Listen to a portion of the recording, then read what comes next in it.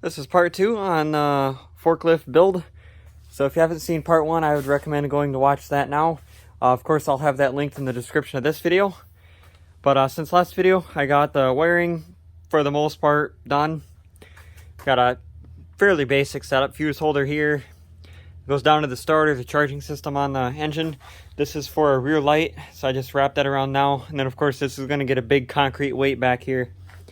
And then of course all that wiring goes up through the steering column up to the key switch, and then there's going to be a light switch here, and then that's for the horn button.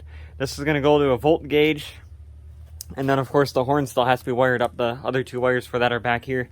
So what we're doing now is we're getting ready to get the mast put on, which is over there. So we're gonna boom that in here with the big telehandler forklift, and then grind all that metal down, and then weld that on there. So I'll come back with an update on that, and we'll go from there. So an update, got the mast put on. I had to switch to the wide angle so you guys can see this a little bit better. So that's definitely not going anywhere. Of course, it was welded on with a 240 volt welder. A cheap $80 one I found off Amazon, but it seems like it did a pretty good job. Penetrated quite nice. Welds aren't perfect, but it'll hold. It's a lot better than that one. So got these two pieces of just rebar going to the frame to help support it. So that really shouldn't go anywhere. And then this should easily lift at least 5 feet high for how it's set up. So of course, I think from here, I'm going to get the hood like enclosed, work on exhaust, finish up the wiring. I need to do something for a gas pedal because there is no gas pedal yet, and of course there's no floor either. And then like a hydro release, there's a bunch of things to do before my hydraulic order comes so I can actually get this mast working. So I'm gonna come back and give you another update and what I get done. Made some progress on it, so got the hood somewhat enclosed. The other side's still open so we can work on the hydraulics.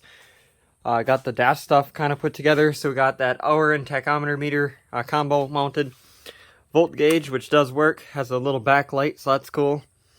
Horn button, light switch, key switch, all in this spot here. Throttle, not going to have to use a whole lot.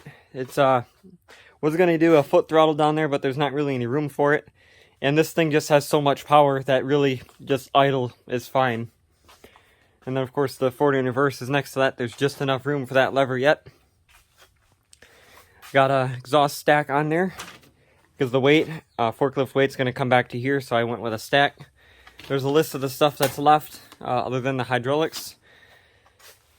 So got the seat of course on. It's just got some hinges under there. Pretty simple for that. And then the hood also lifts up right here, which I'm going to put something on the inside of this to help brace that up because this sheet metal is pretty thin and wimpy.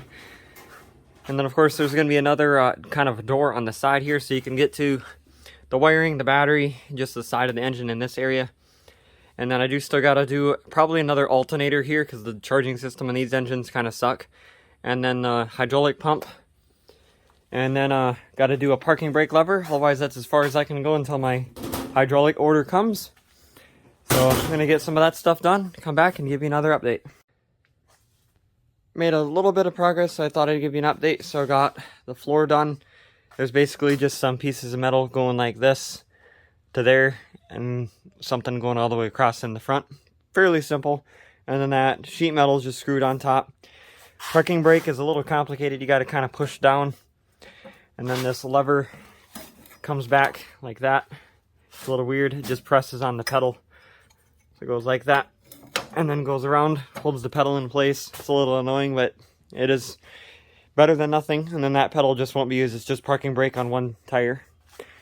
And then I also got hydraulic reservoir, which if you have seen any of my other homemade contraptions, you would have already seen that I've done a PVC pipe for a reservoir, so that's exactly what I've done here.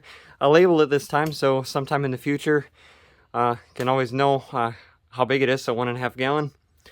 So basically you add the oil in here, and that'll be also where you can check it. I'm going to drill a hole here where the return holes will be, and then we've got all this here. Output will be down there. Did get the pump mounted.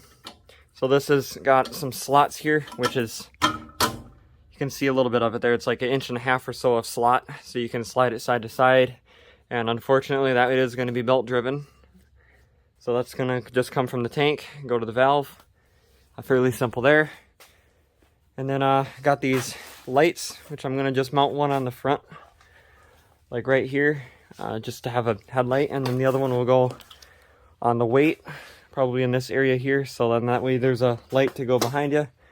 So I'm going to get a few more things here done and come back and give you another update on it. Coming back with another progress report. So I did make a little bit of progress on that light. I got the connectors crimped on there and heat shrunk on. And then I got this wire up here for the light, which I'm going to have to weld a bolt or something on the side of the mast so that the light can actually go on it. Something like that, I'm thinking. And then started doing some work on the weight. It's going to be quite large because it's going to weigh like 1,500 pounds. So this forklift can lift close to 3,000 or more, which is what we need this for. So that's got to start on that. Otherwise, I think that's pretty good for this video. Next video should be getting it basically completely done, because that weight will be done. Just basically hook up the hydraulic stuff when I get that stuff, and then it should be working. Paint everything. Those front tires will be switched out at some point with something closer to the forklift, to the offset, to just take some weight off that transmission. And then these tires only hold like 1,700 pounds or something like that a piece. Only 1,700. That's crazy for a lawnmower tire. But we found some other ones that can hold well over 2,000 pounds of tire. So we'll get those. And then that way it can hold our, 3,000 plus pounds we're going to put on the front, I'm hoping. And then we should be good to go. So that's going to be it for this video. And yeah, thanks for watching, and more coming soon.